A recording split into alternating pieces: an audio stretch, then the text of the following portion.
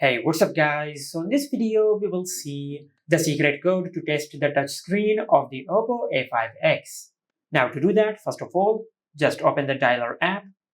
Now from here, just dial *#899#. On this page, just tap on manual test, then tap on screen unit test.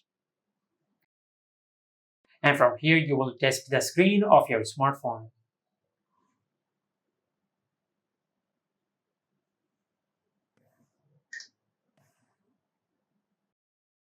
Now there is also another method to test the touchscreen of your smartphone.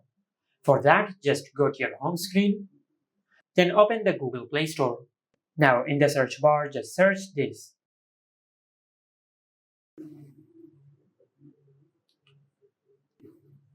Then install this app on your smartphone. Now just tap on Open and tap on Start. Now just check both of these boxes, then tap on Get Started.